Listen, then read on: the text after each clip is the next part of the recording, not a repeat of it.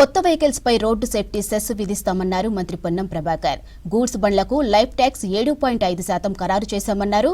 15 ఏళ్లు దాటితే స్క్రాప్ కిందకు వస్తుందన్నారు. సుప్రీంకోర్టు ఆదేశాల ప్రకారమే చర్యలు తీసుకుంటున్నామన్నారు.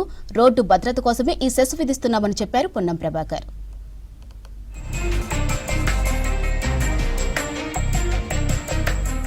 రాష్ట్రంలో కొత్తగా వాహనాలు కొనుగోలు చేసే వారిపై రోడ్ సేఫ్టీ సెస్ అమలు చేయనుంది సర్కార్. సుప్రీంకోర్టు ఆదేశాలతో ఇప్పటికే పలు రాష్ట్రాల్లో అమలవుతున్న ఈ విధానాన్ని తెలంగాణలోనూ అమలు చేయబోతున్నట్లు ట్రాన్స్పోర్ట్ మినిస్టర్ పొన్నం ప్రభాకర్ ప్రకటించారు.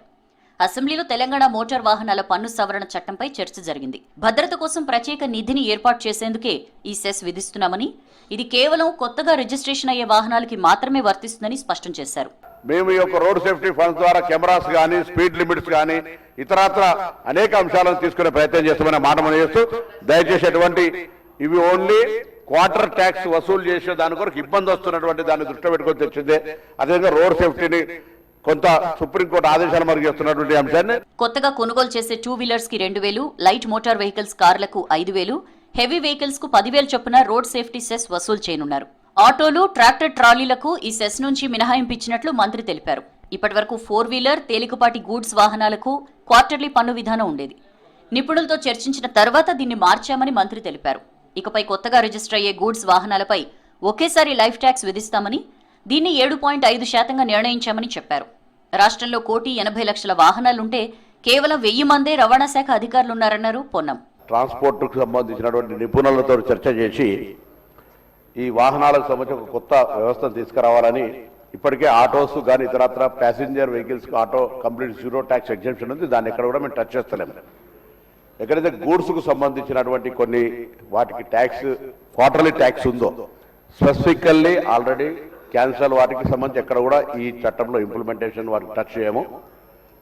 ఎక్కడైతే క్వార్టర్లీ ట్యాక్స్ ఉన్న వాహనాలు ఉన్నాయో ఆ వాహనాలకు సంబంధించి పన్నును లైఫ్ ట్యాక్స్ కింద చేస్తూ దాన్ని 7.5% కింద నిర్ణయం చేసి వేయడం జరుగుతుంది. అధ్యక్ష, గత 10 ఏళ్లలో బీఆర్ఎస్ ప్రభుత్వం కేంద్రం తీసుకొచ్చిన వాహన సారథి పోర్టల్లో చేరలేదని పొన్నం విమర్శించారు.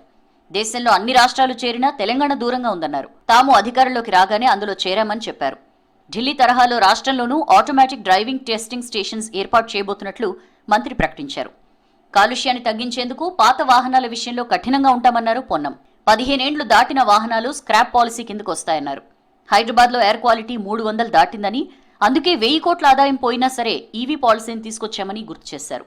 ఈ ప్రభుత్వం ఆర్థికంగా ఎప్పుడు కూడా ఆలోచన చేసేటువంటి ఉంటే ఇలా ఈ రాష్ట్రం ఈవీ పాలసీ తీసుకొచ్చి దాదాపు 1000 కోట్ల ట్యాక్స్ ఎగ్జంప్షన్ గౌరవ సభ్యులకు తెలవాల్సిన అవసరం ఉంది. తెలంగాణ రాష్ట్రంలో పొద్దున గౌరవ సభ్యులు మాట్లాడుతూ ఎయిర్ పొల్యూషన్ 370 దాకా దాటిందని చెప్తా ఉన్నటువంటి సందర్భంలో మేము ఈ యొక్క వాతావరణ కాలుష్యాన్ని కాపాడడానికి ఈవీ పాలసీ తీసుకొచ్చినాం అనేటువంటి మాట ఈ సందర్భంగా మనం చేస్తా ఉన్నాను. 2 వీలర్లపై ట్యాక్స్ వేయడం అన్యాయమన్నారు బీజేఎల్పీ నేత ఏలేటి, ఎమ్మెల్యే పాల్వాయి హరీష్ బాబు.